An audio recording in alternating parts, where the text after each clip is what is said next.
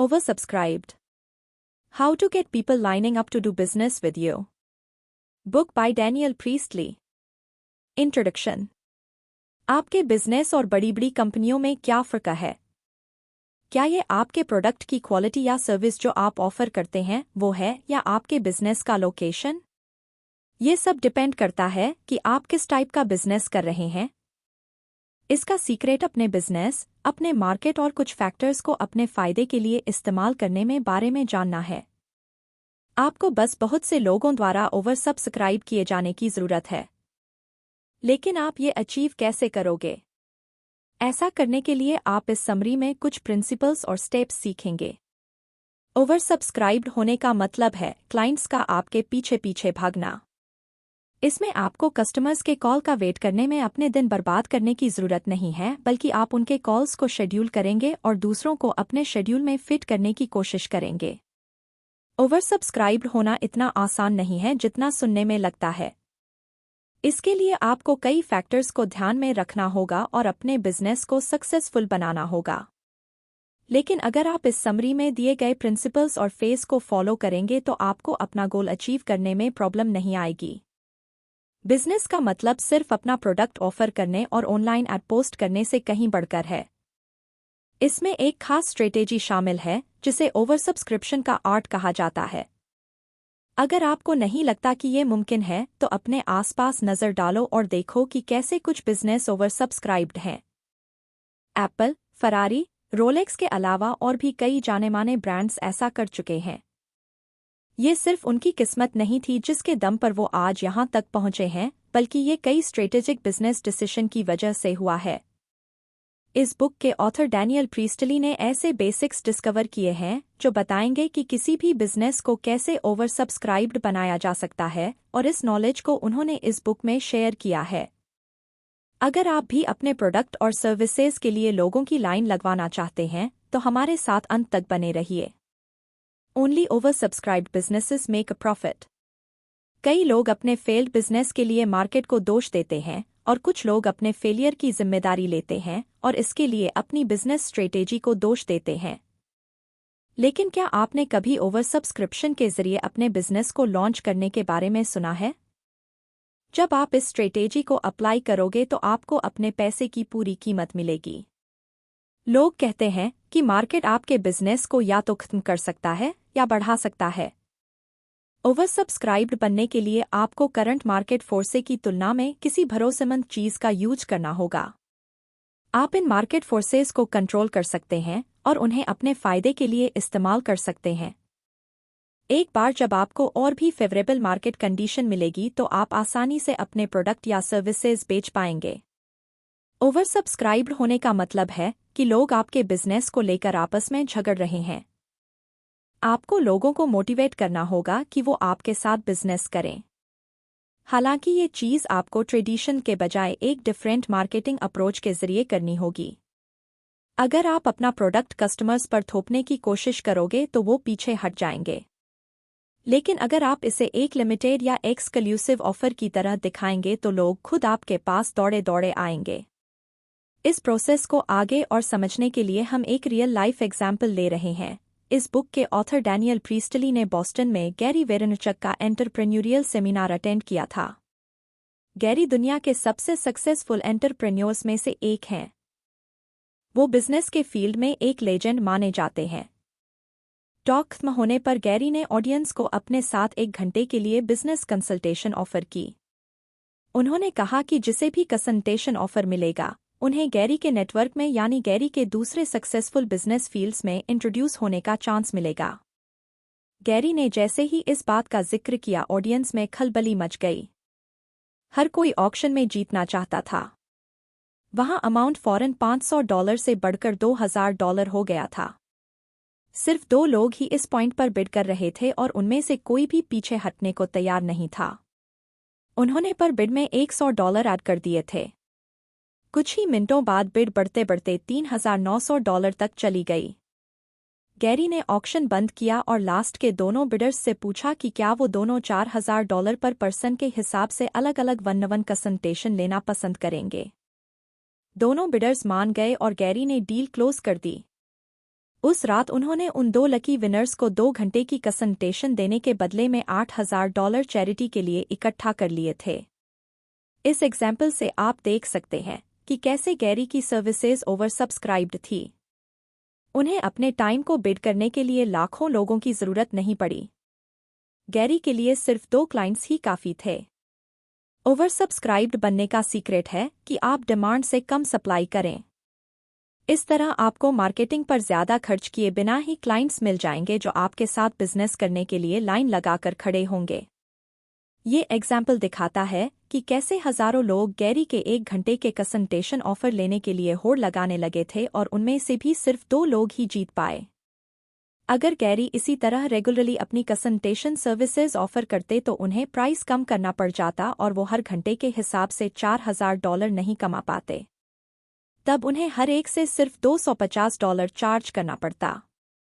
इसके पीछे की वजह थी कि गैरी ने अपने कंसल्टेशन ऑफर को एक्सक्लूसिव बनाकर पेश किया था। अब क्योंकि वो सिर्फ 1 घंटे की एक्सक्लूसिव कंसल्टेशन दे रहे थे तो हजारों लोग इस ऑफर को हाथ से जाने नहीं देना चाहते थे। कौन जाने गैरी दोबारा कब ये स्पेशल मौका देते। यही चीज आपको भी अपने बिजनेस के लिए करनी होगी। एक्सक्लूसिविटी का कॉन्सेप्ट यूज करें और इसका फायदा उठाएं। सबके लिए कंपनी मत बनाओ। एक ब्रांड बनाओ जो कुछ खास लोगों पर फोकस करता हो। एक बार जब लोग दूसरों को आपका प्रोडक्ट यूज करते देखेंगे तो वो खुद के लिए भी वही प्रोडक्ट लेना चाहेंगे। लोगों के बारे में एक चीज है कि उन्हें खोने से डर लगता है। मार्केट आसानी से इन्फ्लुएंस हो जाते हैं क्योंकि जब कोई एक आदमी शिफ्ट करता है तो बाकी लोग भी उसे फॉलो करने लगते हैं। जल्द ही सबको वही प्रोडक्ट चाहिए होता है। ट्रेंड में रहने के लिए लोग एक्स्ट्रा पे करने को भी तैयार हो जाते हैं। फरारी भी अपने प्रोडक्ट के साथ यही स्ट्रेटेजी अप्लाई करता है। लाखों लोग फरारी की गाड़ियां लेना चाहते हैं लेकिन वो मिलती सिर्फ कुछ ही लोगों को है। बाकियों के पास चाहे खरीदने के पैसे हो तो भी वो उसे नहीं खरीद पाते क्योंकि कंपनी साल में सिर्फ कुछ ही गाड़ियां बनाती है। यही वजह है कि फरारी एक एवरेज कार से महंगी है। इसकी वजह है इसके ब्रांड ऑफर की एक्सक्लूसिविटी। जो प्रोडक्ट हर कोई ले सकता है उसे कोई नहीं लेना चाहता है। अगर आप ओवर सब्सक्राइब्ड बनना चाहते हैं तो आपको एक्सक्लूसिव बनना होगा, चाहे इसके लिए आपको कुछ लोगों को छोड़ना ही क्यों ना पड़े। ओवर सब्सक्राइब्ड होने का मतलब है टोटल डिमांड से कम कैपेसिटी पर काम करना। यकीन कीजिए कि ये तरीका आपके बिजनेस और रेपुटेशन के लिए काफी फायदेमंद साबित होगा। एक्सक्लूसिव बनिए और अपनी सप्लाई को लिमिटेड रखिए। People buy when the conditions are right. आपको मार्केट के बदलने का इंतजार करने की जरूरत नहीं है। आप खुद अपने लिए राइट कंडीशंस क्रिएट कर सकते हो। एक फेवरेबल मार्केट आपके बिजनेस करने के तरीके का बाय प्रोडक्ट होता है। आप राइट कंडीशन क्रिएट करके कंज्यूमर्स का इंटरेस्ट अपने ऑफर में जगा सकते हो। इसके लिए हमें पहले बेसिक्स पर बात करनी होगी। लोग वही खरीदते हैं जो वो खरीदना चाहते हैं। कंज्यूमर्स लॉजिकल नहीं होते। वो अपने इमोशंस से काम लेते हैं और अपनी ज़रूरतों से ज़्यादा अपनी चाहत को पूरा करने की इच्छा रखते हैं। कई लोग जितना कमाते नहीं हैं उससे ज़्यादा हाई फाई लाइफस्टाइल गुजारते हैं। इसलिए नहीं कि उन्हें ऐसे जीने की ज़रूरत है बल्कि इसलिए क्योंकि वो शानो शौकत की ज़िंदगी गुजारना चाहते हैं। इमोशंस उन मेन इन्फ्लुएंसेस में से एक है जो इंसान को कुछ खरीदने के लिए मोटिवेट करता है। ओवर सब्सक्राइब्ड बनने के लिए आपको ये पता होना चाहिए कि लोगों की फीलिंग्स को अपने फ़ायदे के लिए कैसे इस्तेमाल किया जाए। डैनियल प्रीस्टली ने ऑस्ट्रेलिया में 2 दिन के वर्कशॉप का ऑफर रखा था। तब तक वो एक जाने-माने एंटरप्रेन्योर बन चुके थे। डैनियल 21 साल की उम्र में ही एक $multi-million कंपनी क्रिएट कर चुके थे। हजारों एंटरप्रेन्योर्स उनसे मिलना चाहते थे, इसलिए उन्होंने मौके का फ़ायदा उठाते हुए एक वर्कशॉप ऑफर की। डैनियल ने अपनी टिकट बेचने के लिए ओवर सब्सक्रिप्शन की स्ट्रेटेजी यूज़ की। इसे उन्होंने सीधा पब्लिक के लिए अवेलेबल नहीं किया। उन्होंने टारगेट ऑडियंस की संख्या सिर्फ 65 रखी। वो चाहते थे कि उनका वर्कशॉप ज़्यादा प्रैक्टिकल हो, इसलिए उन्होंने लिमिटेड सीट रखी।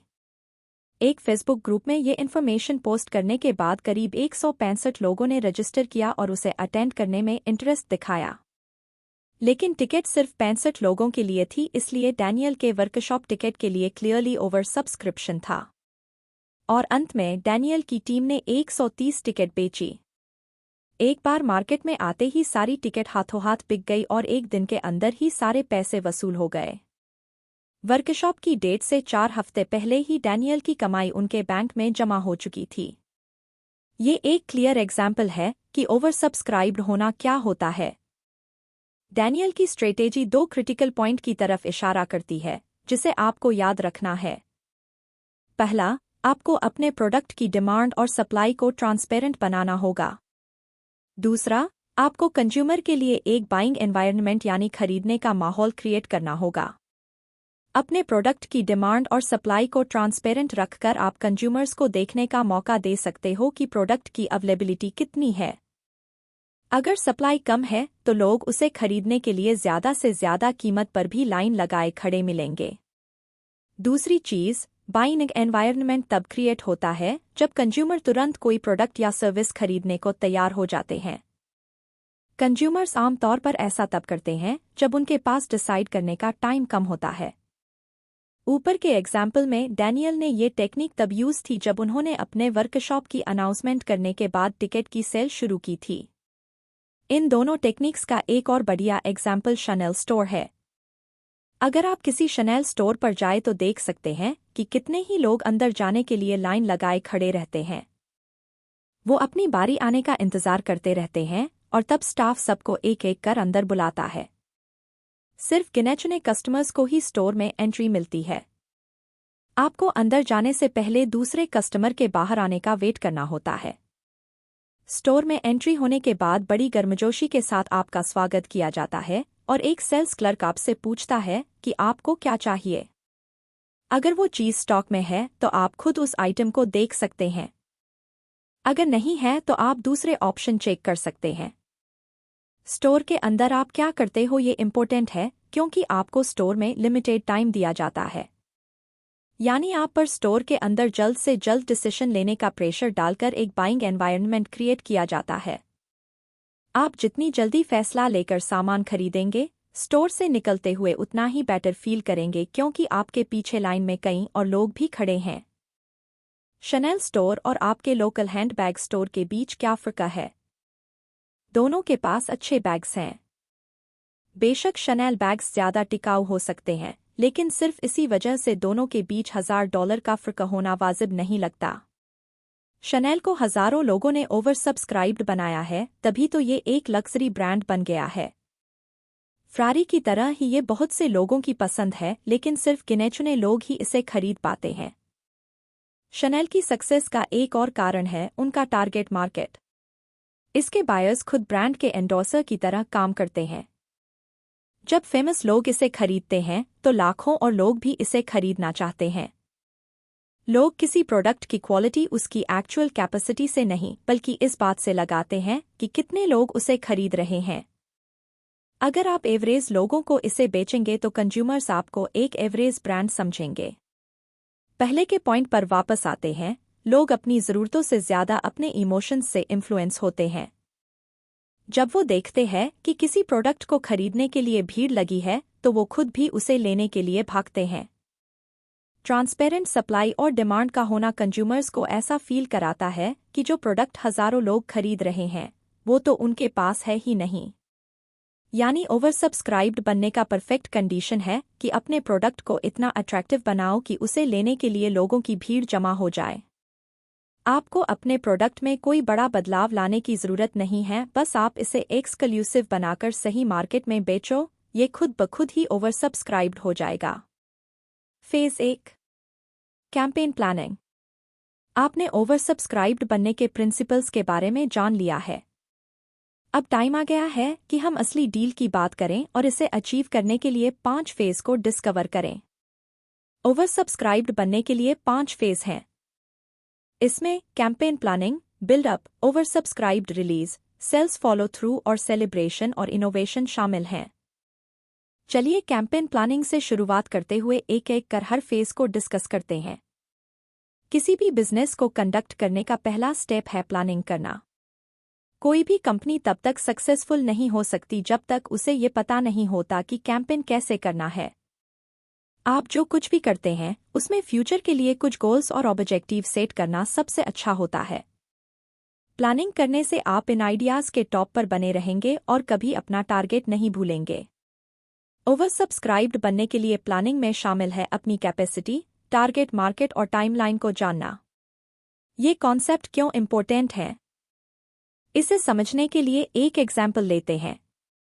रोलेक्स एक सक्सेसफुल ब्रांड नेम है, अपने क्वालिटी प्रोडक्ट्स की वजह से नहीं बल्कि अपने एक्सपीरियंस की वजह से। लोग रोलेक्स की घड़ी इसलिए खरीदते हैं क्योंकि उसे पहनकर उन्हें अच्छा फील होता है और ये उन्हें एक इमोशनल वैल्यू देता है। हालांकि मार्केट में लाखों घड़ियां हैं और लगभग हर घड़ी सेम तरह से काम करती है, पर लोग हजारों डॉलर ज्यादा खर्च करके रोलेक्स की घड़ी खरीदते हैं सिर्फ उससे जुड़े इमोशनल वैल्यू और ब्रांड नेम के लिए। तो आपको क्या लगता है रोलेक्स इस पोजीशन तक कैसे पहुंचा होगा? क्या आपको लगता है कि अपनी कैपेसिटी, टारगेट मार्केट या टाइमलाइन को जाने बिना ही इसने ये मुकाम हासिल कर लिया? बिल्कुल नहीं। रोलेक्स ने अपने ऑब्जेक्टिव्स प्लान और फॉलो किए। ये ब्रांड अपने वैल्यूज के साथ मजबूती से खड़ा रहा और कभी उनसे पीछे नहीं हटा। अपनी कैपेसिटी को जानना जरूरी है क्योंकि इससे आपको पता चलेगा कि आप डेली, मंथली और ईयरली कितने लोगों को सर्विस दे सकते हैं। ये आपको अपना प्रोडक्शन या सर्विस टाइम प्लान करने और कैसे उसे और भी एफिशिएंसी से अचीव किया जाए, ये जानने का मौका देता है। जब मैक्सिमम कैपेसिटी के बारे में पूछा जाता है तो ज्यादातर बिजनेस का कहना होता है जितने ज्यादा लोग खरीदने को तैयार हैं, लेकिन एंटरप्रेन्योर्स की यही सबसे बड़ी गलती होती है। आपकी कैपेसिटी इस बात पर डिपेंड करनी चाहिए कि आप कितना अच्छा एक्सपीरियंस दे सकते हैं, ना कि इस बात पर कि आपके प्रोडक्ट या एम्प्लॉइज की एक्चुअल लिमिट क्या है। अगर आप अपने कस्टमर्स को बुरा एक्सपीरियंस देकर उन्हें निराश करोगे तो आपका अपने मैक्सिमम कैपेसिटी पर ऑपरेट करना बेकार होगा। अगर रोलेक्स भी लोगों की बढ़ती डिमांड के हिसाब से थोक के भाव में घड़ी बनाना शुरू कर देते तो शायद आज वो एक लग्जूरियस ब्रांड नहीं बन पाते। अपनी कैपेसिटी को लिमिट करने में अपनी एनर्जी को उन कस्टमर्स पर लगाना भी शामिल है जो आपके दरवाजे पर खड़े हैं। अगली सेल के बारे में मत सोचो बल्कि ये सोचो कि अपने कस्टमर्स को अच्छा एक्सपीरियंस कैसे दें ताकि वो आपके पास दोबारा लौट कर आए। इसके कुछ एग्जाम्पल हैं, नाइट क्लब्स और रेस्टोरेंट्स। एक नाइट क्लब हजारों लोगों को एंट्री दे सकता है जहां भीड़ के कारण लोगों का कंधे से कंधा टकरा रहा हो, लेकिन अगली बार लोग उस नाइट क्लब का रुख नहीं करेंगे। इसी तरह एक रेस्टोरेंट एक के बाद एक कस्टमर्स की लाइन लगाकर उन्हें सर्व कर सकता है, पर उसके बाद कोई उस रेस्टोरेंट का जिक्र नहीं करेगा। जब आप कस्टमर्स से डील करें तो एक लाजवाब एक्सपीरियंस क्रिएट करना आपके बिजनेस के गोल का हिस्सा होना चाहिए। अगर आप कस्टमर्स के एक्सपीरियंस को यादगार बनाएंगे तो आपको ओवर सब्सक्राइब्ड होने में कोई प्रॉब्लम नहीं आएगी। इसके बाद आता है ये जानना कि आपका मार्केट कौन है। अपनी कंपनी के ग्रोथ के लिए सही लोगों को चुनना भी जरूरी है।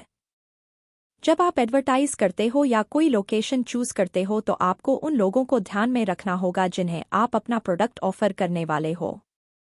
रोलेक्स कभी ग्रो नहीं कर पाता अगर उन्होंने अपने स्टोर्स को कम इनकम वाले एरिया में खोला होता। इसके लिए उन्होंने अमीर लोगों को टारगेट किया, स्ट्रेटेजिक ऐड किए और हाई इनकम वाले एरिया चुने।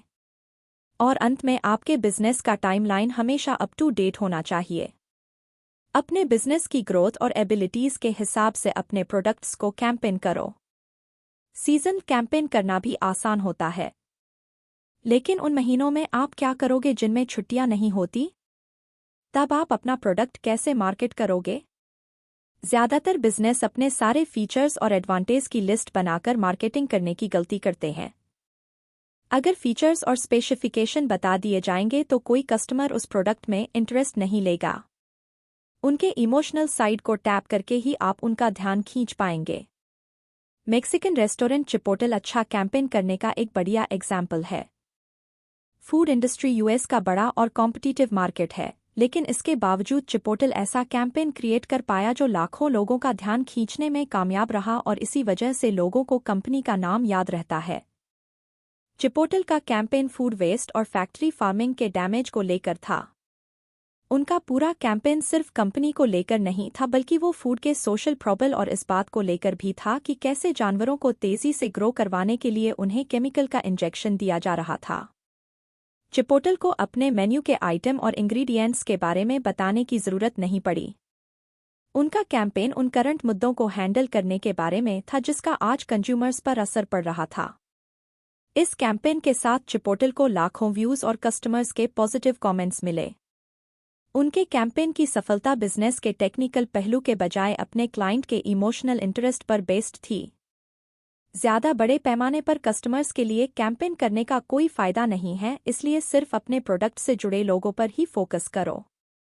एक खास टारगेट मार्केट को चुनो, कैंपेन प्लान करो और भीड़ में अपनी पहचान बनाओ। आपके प्रोडक्ट के साथ उनका एक्सपीरियंस दूसरों के लिए एडवर्टीजमेंट का काम करेगा। Phase 2 buildup. कैंपेन प्लानिंग के बाद अब टाइम है काम करने का। पहले के चैप्टर्स में आपने सीखा कि मनपसंद मार्केट कंडीशंस कैसे क्रिएट किया जाता है। अब टाइम है उस प्रिंसिपल को अप्लाई करने का ताकि कस्टमर्स खुद आपका प्रोडक्ट खरीदने के लिए आगे आए। ये सेक्शन ओवर सब्सक्राइब्ड होने का सेकंड फेज है जो सिग्नल भेजने और कलेक्ट करने के दौरान मार्केट को बनाने और गर्म करने के बारे में बात करता है। सबसे पहले तो हमें बिल्डअप की जरूरत क्रिएट करनी होगी। कंज्यूमर्स कभी आनन फानन में कुछ नहीं खरीदते। हालांकि कुछ लोग इम्पल्स में आकर खरीद भी लेते हैं, लेकिन हमें इम्पल्स से ज्यादा किसी और प्रेडिक्टेबल चीज पर डिपेंडेंट रहना होगा। हमें इमोशंस पर डिपेंडेंट रहना होगा। मान लो कि आपको घर लेना है तो पहला घर देखते ही आप उसे खरीद नहीं लोगे और ना ही आप जल्दबाजी में कोई फैसला लोगे। आप हफ्तों सोच विचार करोगे, फिर बाकियों से एडवाइस लोगे कि आपको कौन सा घर खरीदना चाहिए। लोगों को अपना डिसीजन लेने में टाइम लगता है। कुछ खरीदने से पहले उन्हें वार्म अप होने की जरूरत पड़ती है। ज्यादातर बिजनेस इसलिए फेल हो जाते हैं क्योंकि वो कस्टमर्स के साथ बिल्डअप नहीं कर पाते और उनके डिसीजन लेने तक सब्र नहीं रख पाते।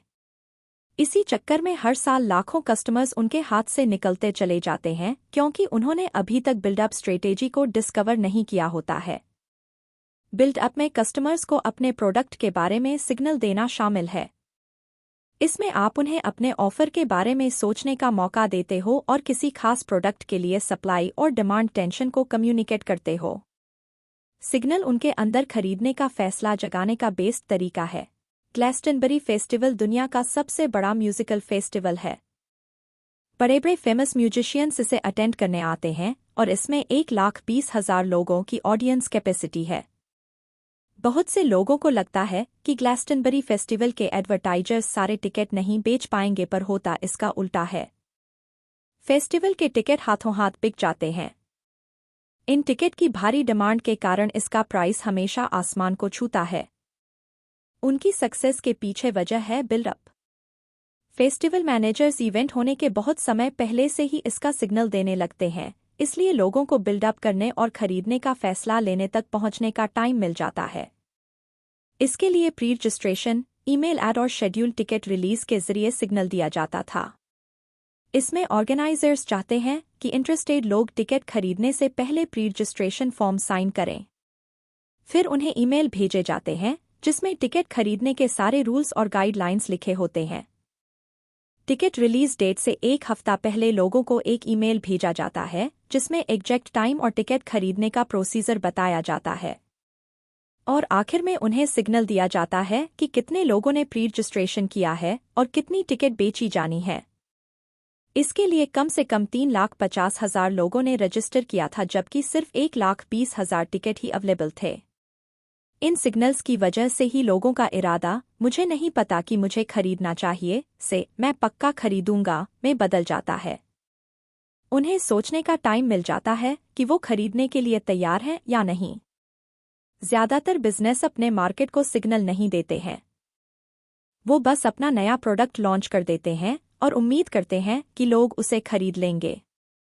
अगर ग्लैस्टनबरी फेस्टिवल प्रोड्यूसर्स भी यही करते तो शायद उनके टिकट कभी नहीं बिक पाते। कई लोग शायद आपका प्रोडक्ट या सर्विस खरीदना चाहें पर अभी मन नहीं बना पा रहे होंगे। हो सकता है कि वो 95% मन बना चुके हों कि उन्हें आपका प्रोडक्ट खरीदना है, पर खरीदने के लिए अभी तैयार ना हो। ज्यादातर बिजनेस अपने माइंड में हाँ या ना का जवाब सोचकर अपने कस्टमर्स को अप्रोच करते हैं।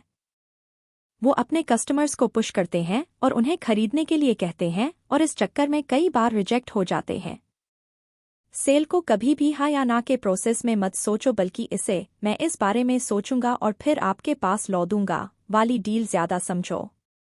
लोगों को पहले से काफी जानकारी दे दो और उन्हें सोचने का मौका दो। उन लोगों को शामिल करो जो 1 से 99% इंटरेस्टेड हों और उन्हें प्रॉपर बिल्डअप के साथ खरीदने के लिए एनकरेज करो। Phase 3, over subscribed release. Over subscribed होने का थर्ड फेज है एक ओवर सब्सक्राइब्ड रिलीज। इसमें शामिल है डिमांड और सप्लाई टेंशन कम्युनिकेट करना, इससे पहले कि लोग एक्चुअल में खरीदे। जब कई लोग अपने इंटरेस्ट का सिग्नल दे रहे हों तो यह मान लेना आसान हो जाता है कि आप ओवर सब्सक्राइब्ड हो चुके हो। हालांकि पहले ये तसल्ली कर लो कि वो मार्केट के असली बायर्स हों और बफर्स ना हों। बफर्स वो लोग होते हैं जो कस्टमर्स जैसे लगते हैं पर उनका कुछ खरीदने का कोई इरादा नहीं होता है। जब आप पोटेंशियल क्लाइंट्स का सर्वे करते हो तो ऐसे लोग रिस्पोंडेंट्स की संख्या तो बढ़ा सकते हैं पर कुछ खरीदते नहीं हैं। बफर्स को काउंट करने से बचने के लिए आपको उन लोगों को छांटना होगा जिन्होंने अपना इंटरेस्ट 3 ग्रुप्स में सिग्नल किया है। इसके लिए हॉट, वार्म और कोल्ड सिग्नल होते हैं। हॉट सिग्नल बेस्ड सिग्नल होते हैं जो आपको कस्टमर्स से मिल सकता है। इसका मतलब कि वो अपना टाइम और पैसा आपके बिजनेस में इन्वेस्ट करेंगे। इसका आमतौर पर यही मतलब होता है कि उनके साथ सेल होने की पक्की गारंटी है। ये लोग आपके प्रोडक्ट के लिए एडवांस में पैसा देने को तैयार हो जाते हैं। Warm signal second based signal है। ये लोग आपके प्रोडक्ट में इंटरेस्टेड तो होते हैं पर अपना टाइम और पैसा खर्च नहीं करना चाहते। इस टाइप के कस्टमर्स अक्सर फ्री वर्कशॉप्स के लिए रजिस्टर करते हैं या वो जो रिफंडेबल डिपॉजिट पसंद करते हैं। वो अभी सेल के लिए रेडी नहीं है फिर भी सेलर्स को वार्म सिग्नल देते हैं। कोल्ड सिग्नल लास्ट टाइप का सिग्नल है जो कस्टमर्स देते हैं। इसका मतलब है एक सेल के प्रति कम से कम अमाउंट का कमिटमेंट। इसमें शामिल है आपके प्रोडक्ट के बारे में कोई छोटा मोटा आर्टिकल पढ़ना या वीडियो देखना। इन सिग्नल्स को भेजना आसान है इसलिए इस सिग्नल के ग्रुप में आपको कई बफर्स मिलेंगे। अपने मार्केट के सप्लाई और डिमांड को पब्लिसाइज करना आपके लिए फायदेमंद भी साबित हो सकता है और नुकसानदायक भी। ये सब आपके हालात पर डिपेंड करता है। अगर आप इसे सही तरीके से यूज करते हैं तो ये आपको ओवर सब्सक्राइब्ड बनने में मदद करेगा। लेकिन अगर आपने इसका गलत इस्तेमाल किया तो आपको लोअर मार्केट बेस मिल सकता है। डैनियल प्रीस्टली ने एक बार लाइसेंसी एग्रीमेंट पर एक कैंपेन चलाया था। इस खास सर्विस के लिए 30 स्लॉट अवेलेबल थे। हालांकि हर एक का प्राइस काफी ज्यादा था। डैनियल ने डिसाइड किया कि वो इंटरेस्टेड बायर्स के लिए एप्लीकेशन फॉर्म और एक फेसबुक ग्रुप क्रिएट करके प्रोडक्ट को मार्केट करने के लिए सिग्नल भेजेंगे। जल्द ही 300 लोगों ने एप्लीकेशन फॉर्म भरा, जबकि फेसबुक ग्रुप में करीब हजारों लोग ऐसे थे जो ज्वाइन करना चाहते थे। डैनियल ने ये जानकारी ग्रुप में दी और कहा कि 300 इंटरेस्टेड बायर्स में से सिर्फ 30 को चुना जाएगा। इससे टेंशन और भी ज्यादा बढ़ गई और कई कस्टमर्स ने उन्हें ईमेल करके बताया कि वो इन 30 स्लॉट में शामिल होने के लिए ज्यादा पे करने को भी तैयार हैं। डैनियल ने ओवर सब्सक्राइब्ड होने के लिए काफी अच्छे से स्ट्रेटेजी को एग्जीक्यूट किया था। लोगों को ये जानकारी देकर कि कंपटीशन काफी तगड़ा है, डैनियल ने उनकी बेसब्री इतनी बढ़ा दी थी कि वो किसी भी कीमत पर इस मौके को हाथ से नहीं जाने देना चाहते थे। और ये सब हुआ लोगों के अंदर बैठे इस डर की वजह से कि कहीं वो पीछे ना रह जाए या उनके हाथ से मौका निकल ना जाए। जब भी इंसान को लगता है कि कोई चीज उसके हाथ से छूट रही है तो उसके अंदर एक सेंस ऑफ अर्जेंसी जाग उठती है, फिर चाहे उसे उस चीज की जरूरत हो या ना हो। अगर मार्केट को ये पता चल जाए कि सप्लाई ज्यादा है पर डिमांड कम है तो सप्लाई और डिमांड की ट्रांसपेरेंसी भी आपके खिलाफ काम कर सकती है। अगर लोगों को पता चल जाए कि जो आपके पास है वो अगले सप्लायर के पास इजीली मिल सकता है तो उनका आपके ऑफर में इंटरेस्ट खत्म हो जाएगा। Phase 4, sales follow through. हमने पहले भी डिस्कस किया था कि कस्टमर्स को कैसे अट्रैक्ट किया जाए और उन्हें इंटरेस्टेड रखा जाए। अब टाइम है ये सोचने का कि सेल कैसे की जाए। 10 में से 9 बार बिजनेस सेल नहीं कर पाते क्योंकि उनमें सेल्स फॉलो थ्रू की कमी होती है। पहले के 3 फेज ऐसी अपॉर्चुनिटी क्रिएट करते हैं जिससे आपके बिजनेस को सेल करने का मौका मिलता है। फर्स्ट फेज है कस्टमर्स को अट्रैक्ट करना, जबकि सेकंड और थर्ड फेज उन्हें इंटरेस्टेड रखना है। Fourth phase sales follow through का मतलब है उनके इंटरेस्ट को बाइंग एक्शन यानी खरीदने में बदलना। वहां तक पहुंचने में वो पहले ही टाइम और पैसा इन्वेस्ट कर चुके हैं। अपने कस्टमर्स के साथ सावधानी से ट्रीट करो और इस बात की तसल्ली करो कि वो आपका प्रोडक्ट खरीदे। बहुत से लोग इसलिए भी प्रोडक्ट नहीं खरीदते क्योंकि उन्हें अपने सवालों के जवाब नहीं मिलते या उनके अंदर इतनी मोटिवेशन नहीं होती।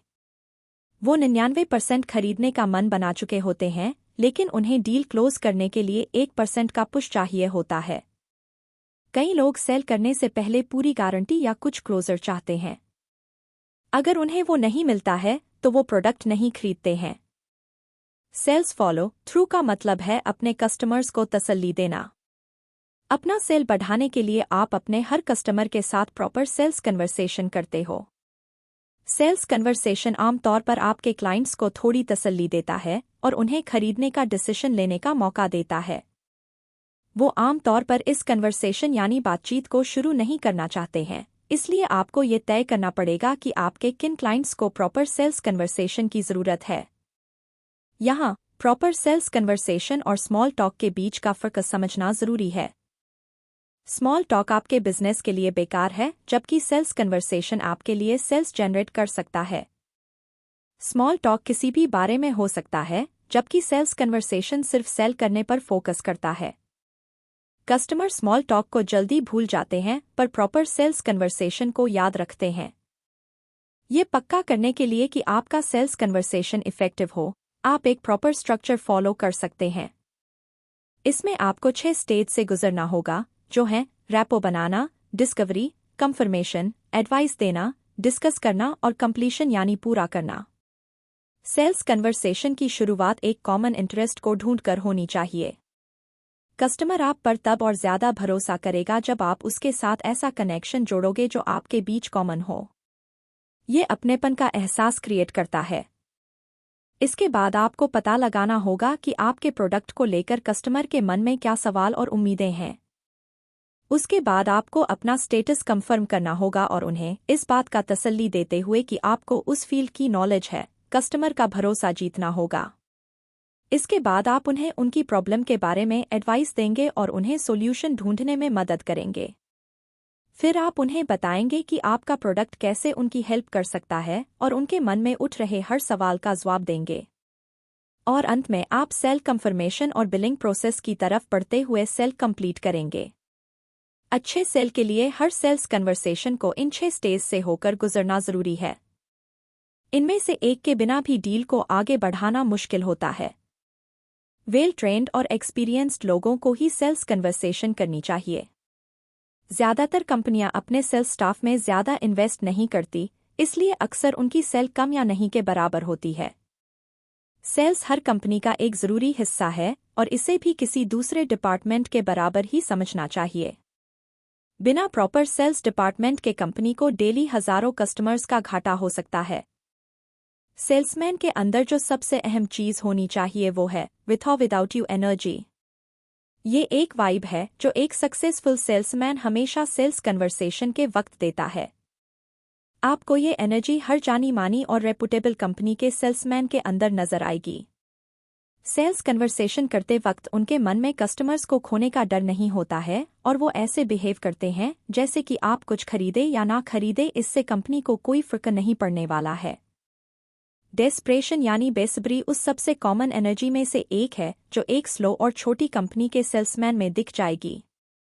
वो ऐसे बिहेव करेंगे कि आपके खरीदने या ना खरीदने पर ही कंपनी का फ्यूचर टिका हुआ है, जिससे कि कस्टमर और भी ज्यादा दूर भागता है। अगर आप कुछ सेल करना चाहते हैं तो कभी ऐसा मत दिखाओ कि हर सेल कंपनी की जिंदगी और मौत का सवाल है। अगर आप विथ और विदाउट यू एनर्जी अप्लाई करेंगे तो गारंटी के साथ आपकी सेल्स बढ़ेगी। Phase 5 celebrate and innovate. Over subscribed बनने का लास्ट स्टेप है सेलिब्रेट और इनोवेट करना। बिजनेस में शायद इस चीज को सबसे ज्यादा अनदेखा किया जाता है। लेकिन अगर आप इसे अप्लाई करें तो ये आपकी क्रिएटिविटी को बड़े पैमाने पर इम्प्रूव कर सकता है। ज्यादातर कंपनियां अपने करंट कैंपेन को पूरा करते ही अगले की तरफ बढ़ जाती है। वो सेलिब्रेशन फेज को भूल ही जाते हैं और आगे की स्ट्रेटेजी बनाने लगते हैं। ये फेज सिर्फ सेलिब्रेट करने के बारे में नहीं है, बल्कि अपने बिजी शेड्यूल से टाइम निकालकर उन अलग अलग स्ट्रेटेजी के बारे में सोचने का है जो आपकी सेल्स टीम ने करंट कैंपेन के लिए यूज किए हैं। ये अपनी गलतियों पर गौर करने के बारे में है जो आपने की हैं और अपने डिसीजन को इनोवेट करने के बारे में है ताकि आप आगे चलकर और बेहतर डिसीजन ले सकें। कुछ सीखने का सबसे अच्छा तरीका होता है उसे एक्सपीरियंस करना। आपके करंट कैंपेन का एक्सपीरियंस आपको बताएगा कि आपके मार्केट को क्या पसंद है या क्या नहीं और कैसे आप अगली बार उन्हें बेहतर तरीके से अप्रोच कर सकते हैं। अपने करंट कैंपेन के ओवर सब्सक्राइब्ड होने की खुशी आपको फ्यूचर के बारे में सोचने का शायद मौका ना दे, लेकिन आपको रुकना होगा और चारों तरफ देखना होगा। आपकी टीम और कंपनी को शायद एडिशनल इनपुट या डेटा की ज़रूरत हो। अपने कैंपेन रिजल्ट से आप अपने मार्केट से जल्दी और इन्फॉर्मेशन जुटा सकते हैं। आपको सेकंड फेज याद है? बिल्डअप करो और अपने मार्केट को सिग्नल भेजो। मान लो आपने प्री रजिस्ट्रेशन की स्ट्रेटेजी अप्लाई की और पहले से ही सर्वे भेजने शुरू कर दिए। इस केस में आप इस डेटा का फायदा उठाते हुए ये देख सकते हैं कि कौन सा प्रोडक्ट बिल्कुल नहीं बिक रहा है। ये इन्फॉर्मेशन बेशकीमती साबित होगा और आपको अपने मार्केट का बिहेवियर और भी आसानी से समझ में आएगा। ज्यादातर लोगों को लगता है कि सेलिब्रेशन सिर्फ वक्त की बर्बादी है और कुछ नहीं, लेकिन असल में देखा जाए तो ये एकदम सटीक मौका होता है कुछ ऐसा करने का जो हर बिजनेस नहीं करता है। जब आप सेलिब्रेट कर रहे हो तो चारों तरफ नजर डालो। अपने कलीग्स से बात करो और उन्हें बताओ कि अपने रीसेंट कैंपेन के दौरान आपको क्या-क्या दिक्कतें आई थी। जो स्टोरीज आप और आपके कलीग्स शेयर करते हैं वो आपके बिजनेस को आने वाले टाइम में काफी हेल्प कर सकता है। अगर कोई ऐसी चीज है जो मार्केट को पसंद है तो वो है एक रिलेटेबल स्टोरी जो उन्हें कंपनी से इमोशनली कनेक्ट करने में मदद कर सके। यही वो चीज है जो हर सक्सेसफुल कंपनी करती आ रही है और अब टाइम आ गया है कि आप भी इसे करें। आपका सेलिब्रेशन डेटा और स्टोरी इकट्ठा करने के लिए एक मौका बन सकता है। आप अपनी स्टोरी कैसे अप्लाई कर सकते हैं? यहाँ एक एग्जाम्पल है। लग्जरी वॉच का बिजनेस 2000 के शुरुआत से ही एक कॉम्पिटिटिव मार्केट रहा है। जितनी भी वॉच कंपनियों का बिजनेस शुरू हुआ था उनमें से सिर्फ रोलेक्स, लेकल्टर, टैग हeuer और ओमेगा ही मार्केट में टिक पाए। इन सभी कंपनियों में क्या कॉमन है? पहला तो ये कि इन सबकी शुरुआत 1800 के आखिरी दशक में हुई थी और सब स्विट्जरलैंड बेस्ड कंपनियां हैं। इस मार्केट में उतरना काफी चैलेंजिंग होगा, खासकर अगर आप नए हैं और स्विट्जरलैंड बेस्ड नहीं है तो। एक ब्रिटिश कंपनी 2002 में इस मार्केट में उतरी थी और काफी सक्सेसफुल भी रही और उसका नाम है ब्रेमॉन्ट। अपने मास्टर क्लास कैंपेन और मार्केटिंग के जरिए ब्रेमॉन्ट ने एक सक्सेसफुल ब्रांड नेम बनाया है। कस्टमर्स से कनेक्ट करने के लिए इस कंपनी ने स्टोरीज यूज की और अपने वॉच को रिलेटेबल बनाया। लोग आमतौर पर घड़ी का मटेरियल देखकर या सिर्फ टाइम देखने के मकसद से घड़ी नहीं खरीदते हैं, वो इसे उनकी स्टोरी के लिए और उनके पीछे का बैकग्राउंड देख कर लेते हैं। ब्रेमॉन्ट ने अपनी हर घड़ी के लिए एक बैक स्टोरी बनाई है। जिन दो भाइयों ने ये कंपनी शुरू की थी वो पायलट थे, इसलिए उनका मकसद अपने पायलट साथियों को क्वालिटी वॉच प्रोवाइड करना था। उन्होंने बताया कि वो अपने पिता की याद में कुछ बनाना चाहते थे। अपनी हर घड़ी के साथ दोनों भाइयों ने एक अनोखी स्टोरी बनाई। एक घड़ी का डिजाइन ब्लैक रखा गया क्योंकि ये उस फ्रेंड के लिए बनाया गया था जो ब्लैक जेट उड़ाता था। दूसरी घड़ी ऐसे डिजाइन की गई थी कि सोल्जर्स उन्हें एक्सट्रीम कंडीशन में भी यूज कर सकें। अब जाहिर सी बात है कि ब्रेमॉन्ट के सारे कस्टमर्स तो जेट नहीं उड़ाते होंगे या एक्सट्रीम कंडीशन से नहीं गुजरते होंगे, लेकिन फिर भी उन्होंने अपनी हर घड़ी के पीछे एक स्टोरी ऐड की थी जिससे मार्केट में सबका ध्यान अपनी तरफ खींचा जा सके और हर किसी के दिल में एक ब्रेमॉन्ट वॉच लेने की इच्छा पैदा हो। पब्लिकली सेलिब्रेट करने से आप अपने मार्केट से कनेक्ट कर सकते हैं। यह आपके कस्टमर्स को ऐसा महसूस कराता है जैसे कि वो भी आपके अचीवमेंट का हिस्सा हैं। यह सच भी है। आपके लॉयल कस्टमर्स के बिना आपकी कंपनी वहां नहीं होती जहां वह आज है। सेलिब्रेट करने से वे आपको आपके द्वारा किए गए एडवर्टाइजमेंट वाली चीज़ों के अलावा एक अलग नज़रिए से देख सकते हैं। आपकी कहानी को ब्रेमॉन्ट की तरह यूनिक होने की ज़रूरत नहीं है। इसे बस रिलेटेबल होना चाहिए, जिसमें ह्यूमन टच हो। ज़्यादातर कस्टमर एक साधारण और दिल छू लेने वाली कहानी की ओर अट्रैक्ट होते हैं। आप अपनी बातें शेयर करके उनसे इमोशन रूप से कनेक्ट कर सकते हैं। कंक्लूजन। सबसे पहले आपने जाना कि ओवर सब्सक्राइब्ड होना आपको किस तरह बिजनेस में फ़ायदा पहुंचाता है। लोग वही लेना चाहते हैं जो दूसरों के पास होता है। इस फैक्ट को यूज़ करते हुए अपने प्रोडक्ट को मार्केट करो और अपने क्लाइंट्स की संख्या 0 से हज़ारों कर लो। अगर आप डिमांड से कम सप्लाई करेंगे तो आप लोगों को इंटरेस्टेड रख पाएंगे और वो आपसे और खरीदना चाहेंगे। हर किसी को अपना प्रोडक्ट मत बेचो, सिर्फ अपने टारगेट मार्केट पर फोकस करो। सेकंड, आपने डिस्कवर किया कि फेवरेबल मार्केट कंडीशन कैसे क्रिएट की जाए। ओवर सब्सक्राइब्ड बनने के लिए आपको कस्टमर के लिए एक बाइंग एनवायरनमेंट क्रिएट करना होगा।